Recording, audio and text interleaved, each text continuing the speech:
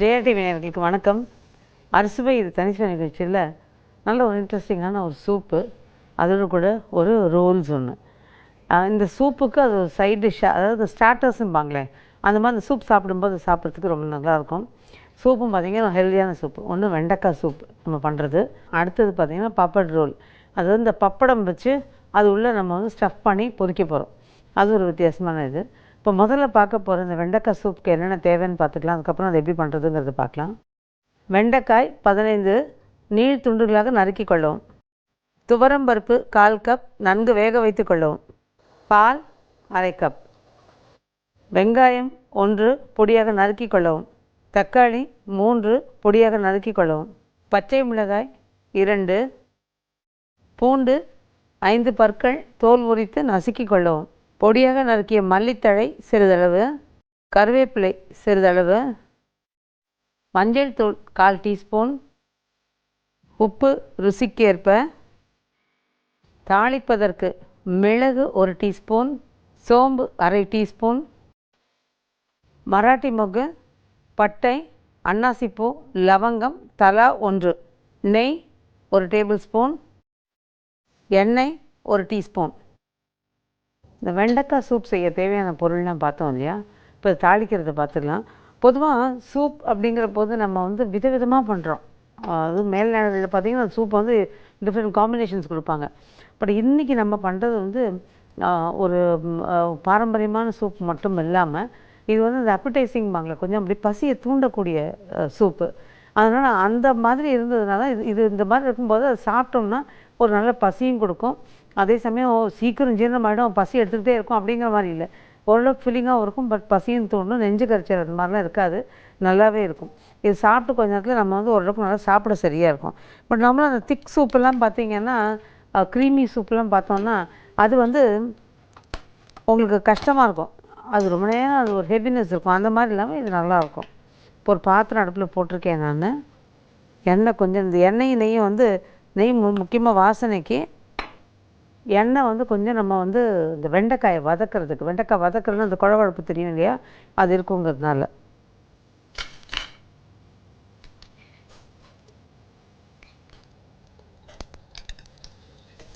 இந்த ஊற்றிருந்தோம் இல்லையா அந்த எண்ணெய் நெய் கலவை, அது காஞ்சிருக்கு. மிளகு 1 டீஸ்பூன். சோம்பு ஒரு 1/2 டீஸ்பூன். இந்த மராட்டி மொக்குங்கிறது இதுதான். இந்த மராட்டி மொக்கு, பட்டை, லவங்கம், அன்னாசிப்பூ இதெல்லாம் போட்டிருக்கேன். இப்போ இதில் வந்து இந்த வெங்காயம்,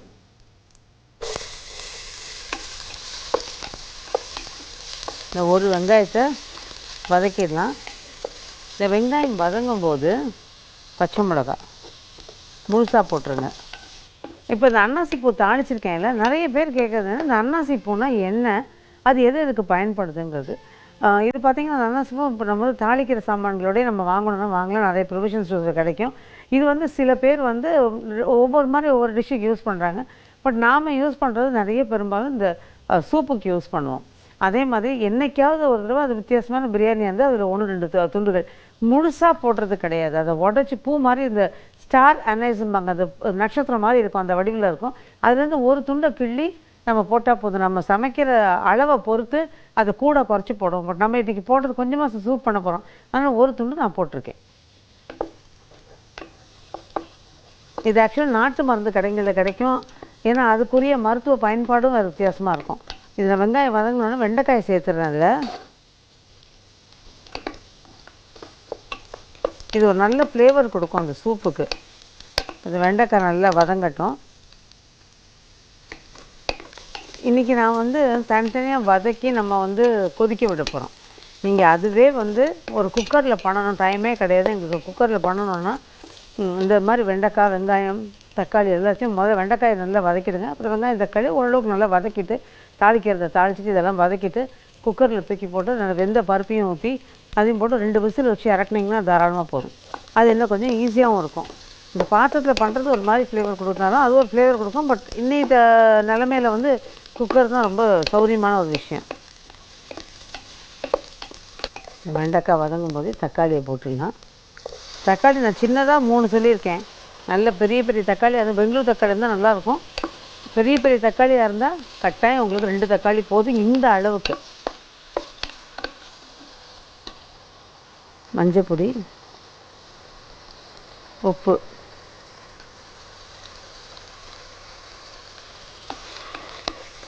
நல்லா வதங்கிட்டு இருப்பாருங்க. தக்காளி கரைஞ்சி வதங்குது. இந்த ஸ்டேஜில் நம்ம கொஞ்சம் கொத்தமல்லியும் கொஞ்சம் கருவேப்பிலையும் இதோடய வதக்கி விட்டுருவோம்.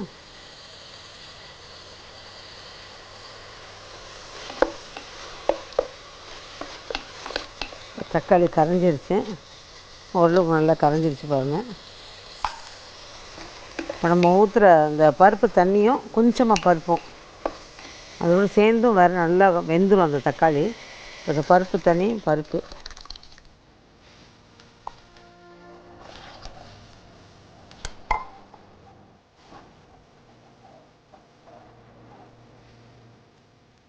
இப்போ இது நல்லா கொதித்து அதுக்கப்புறமா அந்த வெண்டைக்காயும் அதிலே வெந்து இந்த பருப்பு ஓரளவுக்கு நல்லா அதோட பைண்டாகி ஆனதுக்கப்புறமா நம்ம பூண்டு போட்டு அதை இறக்க போகிறோம். இப்போ பார்த்திங்கன்னா இந்த வெண்டைக்காய் நான் இன்றைக்கி வெண்டைக்காய் பண்ண மாதிரியே நீங்கள் வந்து சுண்டைக்காயில் பண்ணலாம், காலிஃப்ளவரில் பண்ணலாம், ஒன்றுமே இல்லாமல் வெங்காயம் தக்காளியை மட்டும் போட்டு கூட பண்ணலாம். ஸோ விதவிதமான சூப்பர் பேஸ் வந்து இதுதான். இப்போ இது நல்லா கொதிக்கட்டும். கொதிச்சதுக்கப்புறமா வெண்டைக்காய் வந்ததுக்கப்புறமா நம்ம பூண்டு தட்டி போட்டு இருக்கலாம். ஆனால் அதுக்கு முன்னாடி அரிசுவை இது தனிச்சுவை நிகழ்ச்சியில் ஒரு சின்ன பிரேக்.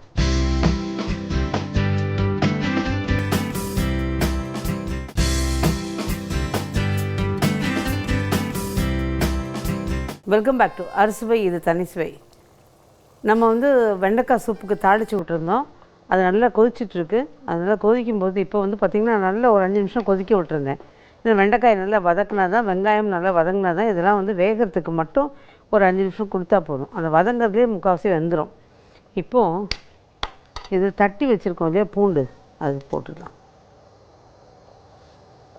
இது பச்சையாக தான் போடணும். முதல்ல வந்து நம்ம வதக்கும் போது போட வேண்டாம், பச்சையாக போட்டால் தான் அதுக்கு ஒரு நல்ல வாசனையாக இருக்கும். பூண்டை போட்டு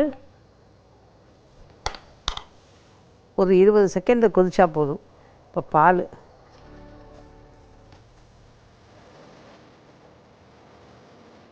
ஜஸ்ட்டு அரை கப்பு பால் போதும். நான் அடுப்பை ஆஃப் பண்ணிடுறேன். இது நான் காய்ச்சின பால் தான் ஊற்றிருக்கேன். பால் வந்து உங்களுக்கு அப்போ பச்சை பாலை ஊற்ற வேண்டாம். ஏன்னா அது பச்சை பால் பார்த்திங்கன்னா ஃப்ரிட்ஜில் நேரடியாக எடுத்துருப்பீங்க, பேக்கெட் பாலாக இருந்திருக்கும், அது வந்து சில்லுன்னு இருக்கும். இது வந்து கொதிச்சிட்ருக்கும். இந்த நிலமையில் அதை போட்டோம் அப்படின்னா உங்களுக்கு நல்லா இருக்காது. அதனால் இது கொஞ்சம் காய்ச்சி எடுத்து வச்சுக்கோங்க. அதுக்கப்புறம் இது கொதிக்கும்பொழுது அதை ஊற்றிக்கலாம். இப்போது நம்ம போட்டிருந்தேன் வெண்டைக்காய் பீஸு, இது அப்படியே நீங்கள் சர்வ் பண்ணலாம், தப்பு கிடையாது. நான் தாராளமாக சர்வ் பண்ணலாம். ஆனால் அந்த இதுவாகட்டும் எல்லாத்தையும் மிளகு சீரகம் எல்லாத்தையும் பொறுக்கி நம்ம எடுத்து வச்சு எல்லாம் பண்ணணும். அதுக்கு பதிலாக இந்த மாதிரி எடுத்து போட்டோன்னு வச்சுக்கோங்க. போட்டுட்டு இதில் வடிகட்டிக்கிட்டோம்னா சரியாக இருக்கும். அதோட சேர்த்து காய் வேண்டாம்னு நினைக்கிறவங்க அப்படியே வடிகட்டி கூட எடுத்துக்கலாம். பார்த்திங்கன்னா நல்லா தெளிவாக வடிகட்டிடலாம்.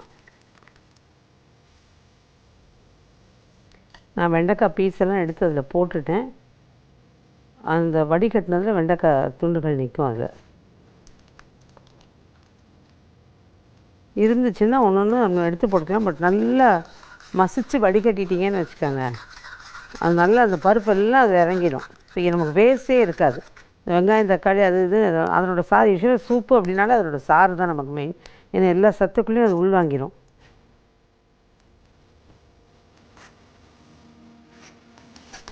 இப்போ பார்த்திங்கன்னா சூப்பை நல்லா தெளிவாக வடிகட்டிட்டேன் பாருங்கள். நல்லா இழுத்து வடிகட்டியிருக்கேன். பார்த்தா தெரியும்.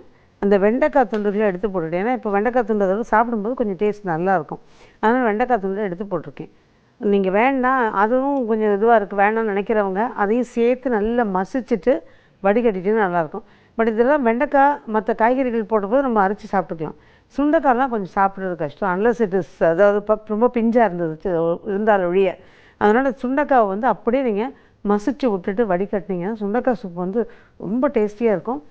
அதே சமயம் வந்து அந்த கொஞ்சம் முத்தல் எதாவது இருக்கிறதெல்லாம் அதில் போடலாம். ஏன்னா சூப்பில் நல்லா மசிச்சு மட்டும் வடிகட்டிடுங்க, நல்லாயிருக்கும். இப்போ பார்த்திங்கன்னா அதை வடிகட்டியாச்சு. இதில் கொஞ்சமாக லாஸ்ட்டில் கருவேப்பிலை. இந்த கருவேப்பிலை வந்து என்னென்ன வாயில் படாமல் வடிகட்டணும்னு சொன்னீங்க, இப்போ கருவேப்பிலை போட்டிங்கன்னு யோசிக்கலாம்.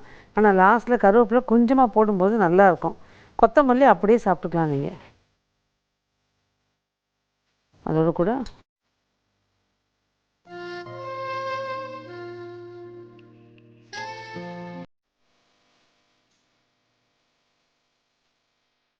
பார்த்திங்கன்னா நல்லா கலர்ஃபுல்லாக இருக்கும். இது சில பேர் பார்த்திங்கன்னா இந்த மாதிரி சூப்புக்கு கொஞ்சமாக எலுமிச்சம்பழம் புழிஞ்சிக்கணும்னு விரும்புவாங்க. அந்த மாதிரி நீங்கள் புழிஞ்சிக்கலாம். நல்ல ஒரு இனிய மாலை பொழுதுக்கு சூப்பராக இருக்கும் இந்த சூப்.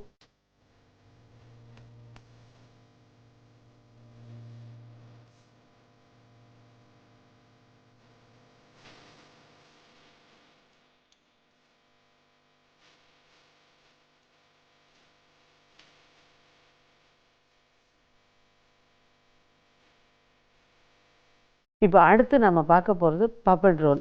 அது எப்படி பண்ணுறதுங்கிறத பார்க்கலாம். ஆனால் அதுக்கு முன்னாடி அதுக்கு என்னென்ன தேவைன்னு பார்த்துடலாம். பப்படம் 10, எண்ணெய் பொரிப்பதற்கு, உள்ளே நிரப்பும் பூரணம் செய்வதற்கு, உருளைக்கிழங்கு 1 வேக வைத்து மசித்து கொள்ளவும், பச்சை பட்டாணி 1/4 கப் வேக வைத்து கொள்ளவும், கேரட் 1 சிறியதாக துருவி கொள்ளவும், வெங்காயம் 1 பொடியாக நறுக்கி கொள்ளவும், எலுமிச்சம்பழச்சாறு 1 டீஸ்பூன், பொடியாக நறுக்கிய மல்லித்தழை சிறிதளவு, மிளகாய்த்தூள் 1 டீஸ்பூன், தனியாத்தூள் 1 டீஸ்பூன், கரம் மசாலா 1/2 டீஸ்பூன், உப்பு ருசிக்கேற்ப. இப்போ இந்த பப்பட் ரோல் பண்ண தேவையான பொருள்லாம் பார்த்தோம் இல்லையா. நான் இன்றைக்கி பப்படம் எடுத்துகிட்ருக்கேன். இது ஆக்சுவலாக பப்படம் அப்படிங்கிறபோது கொஞ்சம் கரெக்டாக இருந்தது என்னோடய இது. அதே நீங்கள் வந்து அப்பளத்துலேயும் பண்ணலாம். ஆனால் பப்படம் வந்து நல்லா பொரிஞ்ச கிறிஸ்மஸ் வந்து அப்பளத்தில் இல்லை அப்படின்னு என்னோடய சின்ன அபிப்பிராயம். ஆனால் ட்ரை பண்ணுறவங்க அதை ட்ரை பண்ணலாம். இப்போ அந்த ஃபில்லிங்கை முதல்ல பண்ணிடலாம். நம்ம உள்ளுக்குள்ளே நிரப்பணும் இல்லையா, அந்த மசாலாவை ரெடி பண்ணிடலாம். இதுக்கு கொஞ்சமாக எண்ணெய். இந்த ஃபில்லிங் வந்து நீங்கள் என்ன வேணால் வச்சுக்கலாம். இன்றைக்கி இது ஃபில்லிங் பண்ணணுங்கிற மாதிரி நம்ம பண்ணியிருக்கோம். வீட்டில் ஒருவேளை நம்ம பண்ணால் உருளைக்கிழங்கு பொரியல், பட்டாணி பொரியல், இந்த மாதிரி நிறைய விஷயங்கள் மீந்து போகுது இல்லையா. கேரட் பொரியல், முட்டைக்கோஸ் பொரியல், இதெல்லாம். அந்த முட்டைக்கோஸ் பொரியல், கேரட் பொரியலாம் கொஞ்சம் கையில் நல்லா மசிச்சுக்குங்க. அதில் கரம் மசாலா, கொஞ்சம் கொத்தமல்லி, எலுமிச்சம்பழம் சாறு இதெல்லாம் விட்டுட்டு அதுக்கப்புறமா அதை அப்படியே மசித்து சின்ன சின்ன உருண்டைகளை உருட்டி அதை நம்ம வந்து இப்போ இது பண்ணுற பூர்ண மாதிரியே நம்ம பண்ணிடலாம். இப்போ இதில் எண்ணெய் காஞ்சிருச்சுன்னா, எண்ணெய் காஞ்சிருச்சு, வெங்காயம்,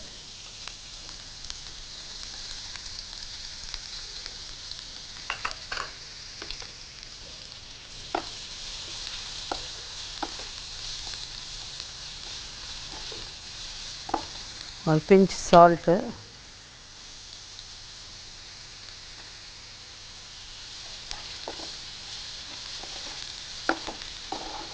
வெங்காயம் ரொம்ப அப்படியே கலர் மாறணுங்கிறதுல லேசாக வெங்காயம் எவ்வளோ மெத்துன்னு வதங்கிடுச்சு பாருங்கள். இது கொஞ்சம் சாஃப்ட்னஸ் கொடுக்கணும், அவ்வளோதான். இந்த கலர் மாறி அந்த மாதிரிலாம் ஒன்றும் இல்லை. இது லேசாக வதங்கி அந்த மெத்துன்னு ஆகிடுச்சுன்னா போதும். உருளைக்கிழங்கு அந்த வெங்காயம் வெந்துருச்சுன்னா போதும். இதில் துருவின கேரட்டு, இந்த துருவின கேரட் சட்டுன்னு வெந்துடும். அதோடையே நம்ம பட்டாணியும் போட்டுடலாம்.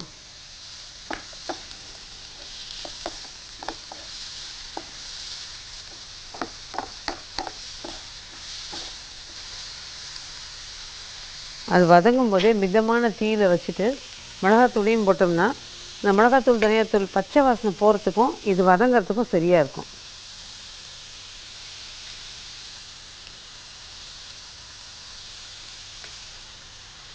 இதுக்கு உப்பு அதையும் போட்டுடலாம். நம்ம வெங்காயத்தில் போட்டிருக்கோம், பார்த்துட்டு போட்டுக்கணும்.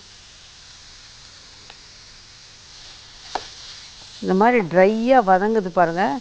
இந்த தூள்லாம் போட்டால் ட்ரை ஆகிடுச்சு. அந்த ட்ரையாக வதங்கும்போது எந்த பொரியல் பண்ணாலும் அது ஞாபகம் வச்சுக்கணும், கொஞ்சம் தண்ணியை லேசாக தெளித்து வதக்கணும். அப்படின்னா ஒரு உருளைக்கிழங்கு பொரியல், வெண்டைக்காய் பொரியல் எதுவாக இருந்தாலும் அது ட்ரையாக வதங்குச்சுன்னா தீஞ்சு போகிறதுக்கு அதிக வாய்ப்பு, அந்த வாசனை வித்தியாசமாக இருக்கும். அதுக்கு பதிலாக லேசாக தண்ணியை தெளித்து வதக்குனீங்கன்னா அது தீஞ்சு போகாமல் ஈஸியாக வதங்கும். அந்த ஈரச்சத்து இருக்கிற வரைக்கும், அது இழுக்கிற வரைக்கும் அது நல்லா வதங்கி கொடுத்து அந்த பச்சை வாசனையும் போயிடும். ஸோ ரெண்டும் சைமல்டேனியஸாக நடக்கும். அதனால் ரொம்ப ட்ரையாக எந்த பொருளையும் வதக்காதீங்க. இவ்வளோ நல்லா வதங்கிடுச்சு. இப்போ இதில் கொத்தமல்லி,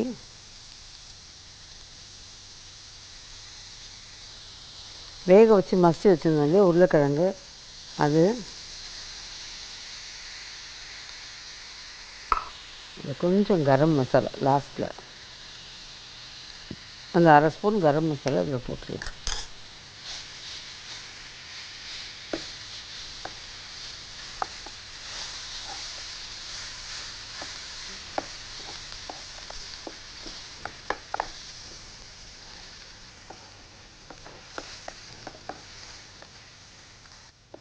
இது எலுமிச்சம்பழம் ஜூஸு, அந்த ஒரு டீஸ்பூன் போதும், நான் அதுக்கு மேலே ஊற்றலை. இது வேணும்னா உங்களுக்கு புளி பிடிக்கும்னா கொஞ்சம் கூட ஊற்றிக்கலாம். இது நான் அடுப்பு ஆஃப் பண்ணிடுறேன். அவ்வளோதான், இது ரெடி ஆயிடுச்சு. இது வந்து நம்ம ஆற வச்சு உருட்டிக்கணும்.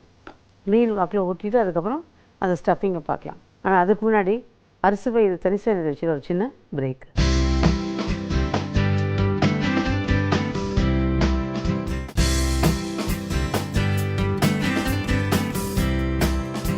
வெல்கம் பேக் டு அறுசுவை இது தனிசுவை. நம்ம பப்பட் ரோலுக்கு இந்த உள்ளே வைக்கிற பூர்ணம் ரெடி பண்ணி எடுத்து வச்சிட்டோம். பப்பட் ரெடி எடுத்து வச்சுருக்கேன். ஒரு அடுப்பில் வந்து ஒரு பாத்திரத்தில் எண்ணெயை காய வச்சுருக்கோம், அதாவது குறைச்ச தீயில் வச்சு வச்சுருக்கேன். அடுத்தது பார்த்திங்கன்னா இப்போ ஒரு பாத்திரத்தில் தண்ணியும் வச்சுருக்கேன், கொஞ்சம் மாவு கரைச்சி வச்சுருக்கோம். இப்போது இந்த ரோலை வந்து இந்த மாதிரி சின்ன சின்னதாக உருட்டி நம்ம வச்சுருக்கோம் எல்லாத்தையும். இப்போ நம்ம பண்ண பூர்ணத்தை இதை வந்து இந்த பப்படத்தை நல்லா தண்ணியில் நனைச்சிடுங்க.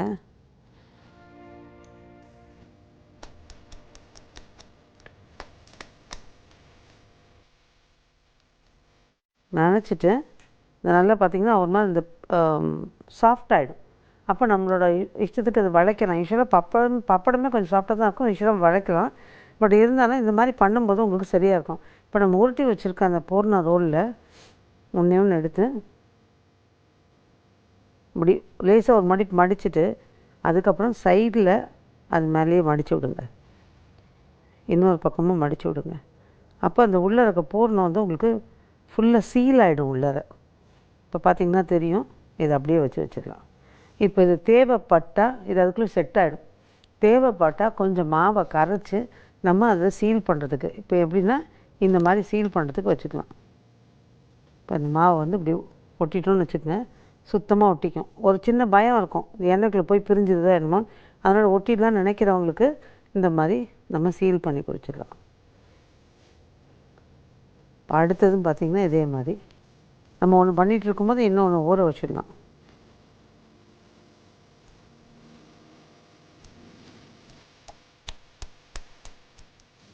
இது அப்பளத்தில் வந்து பொரியிற போது எனக்கு என்னமோ ஒரு சின்ன இது இருந்தது. ஃபஸ்ட் டைம் பண்ணும்போது அந்த கிறிஸ்ப்னஸ் கம்மியாக இருந்த மாதிரி இருந்தது. அதே பப்படம்ங்கிற போது கொஞ்சம் நல்லா வந்தது. அதனால் இன்றைக்கி பப்படம் எடுத்திருக்கேன். இன்னொன்று எடுத்து இதை ஊற போட்டுடலாம். ஊறிட்டுருக்கட்டும். இதுக்கு இடையில் முதல்ல ஒரு ரோல் அப்படி ஒரு சுற்றிடுங்க. அதுக்கப்புறம் இந்த சைடை அப்படி லேசாக அப்படி மடித்து விட்டு அதை மேலே மடிச்சிங்கன்னா இந்த சைடு வழியாக எண்ணெயும் உள்ளே போகாது, பூர்ணமும் வெளியில் வராது. அதுக்கப்புறமா திரும்ப அதை சுற்றிடலாம். இது ரெடியாக இருக்குது. இப்போது இந்த சீலிங் இது வந்து ஒரு வேளை யோசித்தா இந்த மாதிரி சீல் பண்ணிக்கலாம். இப்போ நம்ம இந்த மாதிரி எல்லாத்தையும் ரோல் பண்ணி மடித்து வச்சிட்டோம் பாருங்கள். இது ஃபுல்லாக இப்போ இது எண்ணெய் காஞ்சிருக்கு. இந்த காஞ்ச எண்ணெயில் நம்ம இதை போட்டு எடுத்துடலாம். ரொம்ப புகையை காயக்கூடாது. புகையை காஞ்சதுன்னா போட்ட உடனே உங்களுக்கு நல்லா செவந்து போயிடும். இது எல்லா பக்கமும் வேகணும். ஒட்டின பக்கம்லாம் மடிச்சிருக்கோம் இல்லையா, அதெல்லாம் வேகணும். அதனால் கொஞ்சம் நல்லா பரட்டி விட்டு வேகிறதுக்கு கொஞ்சம் எண்ணெயை வந்து ஓரளவுக்கு பார்த்து காய வைக்கணும். நல்லா காஞ்சிருக்கணும், அதே சமயம் ரொம்ப புகையவும் காயக்கூடாது.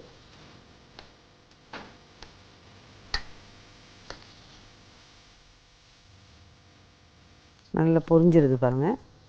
திருப்பி விட்டு ஒரு 2 நிமிஷம், ஒரு மேக்ஸிமம் பண்ணால் உங்களுக்கு வந்து ஒரு 25-30 செகண்ட் இதை பொரிச்சிட்டோம் அப்படின்னா நல்லா எல்லா பக்கமும் முறுமுறுப்பு தட்டும்.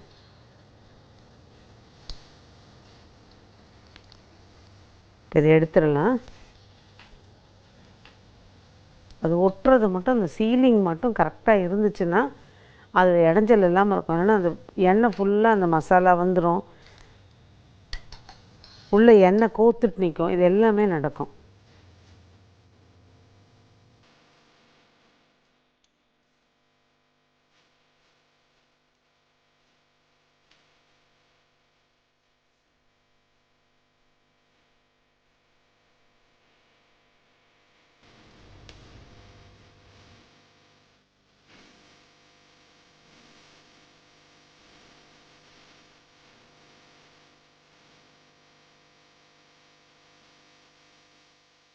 இப்போ பார்த்தீங்கன்னா அந்த சூப்புக்கு இது ஒரு நல்ல காம்பினேஷன். அதாவது ஈவினிங் ஸ்நாக் மாதிரி கொடுக்கணும், ஸ்டார்டர் மாதிரி கொடுக்கணும்னு நினச்சாலும் இது ரொம்பவே நல்லாயிருக்கும்.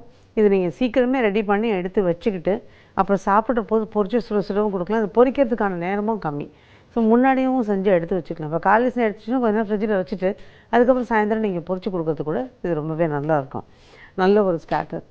இப்போ பார்த்த இந்த 2 டிஷ்ஷுக்குமே ஒரு சின்ன ரீகேப். இந்த வெண்டைக்காய் சூப்புக்கு பார்த்தீங்கன்னா ஒரு பாத்திரத்தை அடுப்பில் காய வச்சு எண்ணெய், நெய் அதில் ஊற்றி மிளகு, சோம்பு, அதோட கூட மராட்டி மொக்கு, பட்டை, லவங்கம், அப்புறம் அன்னாசிப்பூ ஒரு துண்டு எல்லாத்தையும் சேர்த்து நல்லா பொரிஞ்ச உடனே வெங்காயம், பச்சை மிளகாய், சிட்டிகை உப்பு சேர்த்து வதக்கினோம். அது நல்லா வதங்கினோடனே தக்காளி அதோட கூட வெண்டைக்காயும் சேர்த்து நல்லா வதக்கிட்டோம். உப்பு, மஞ்சள் தூள் சேர்த்து நல்லா வதக்கிட்டோம். நல்லா வதங்கினதுக்கு அப்புறமா அதில் வேக வச்ச துவரம் பருப்பு தண்ணியோடு ஊற்றி தேவையான அளவு தண்ணியும் சேர்த்து அதை நல்லா கொதிக்க விட்டோம். அது கொதித்ததுக்கப்புறமா அதில் பூண்டும் பாலும் ஊற்றி கொஞ்சம் கொத்தமல்லியும் போட்டு நல்லா ஒரு கொதி விட்டு இறக்கிட்டோம். அது நல்லா வடிகட்டி எடுத்துட்டோம். அதில் கொத்தமல்லி, கருவேப்பிலை சேர்த்து ஒரு சர்விங் பவுலில் அதை கொஞ்சமாக எடுத்து ஊற்றி சர்வ் பண்ணோம். இப்போ வெண்டைக்காய் சூப் தயார்.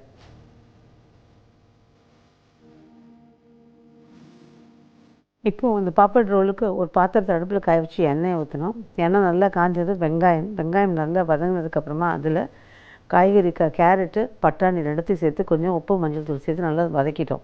அதுக்கப்புறமா அந்த மிளகாத்தூள், தனியாத்தூள் சேர்த்து நல்லா வதக்கிட்டு அந்த வேக வச்ச உருளைக்கிழங்கு, கொத்தமல்லி, கரம் மசாலா எல்லாம் சேர்த்து நல்லா கிளறிட்டு கொஞ்சம் எலுமிச்சம்பழம் சாறையை ஊற்றி கிளறி இறக்கி சின்ன சின்ன உருண்டைகளாக உருட்டி நீள் வாக்கில் எடுத்து வச்சிட்டோம். ஒவ்வொரு பாப்படையும் லேசாக தண்ணியில் நனைச்சி அதை ஊற்றிட்டு அதில் அந்த உருளைக்கிழங்கு கலவையை அந்த உருட்டினதை உள்ளே வச்சு நல்லா சுத்தமாக வெளியில் வராதபடிக்கு சீல் பண்ணி சுருட்டிட்டோம். அதுக்கப்புறம் எண்ணெயை காய வச்சு அந்த எண்ணெயில் காஞ்ச எண்ணெயில் நல்லா பொரியிற மாதிரி நல்லா பொரித்து எடுத்து வச்சிட்டோம். இப்போ பாப்பட் ரோல் தயார்.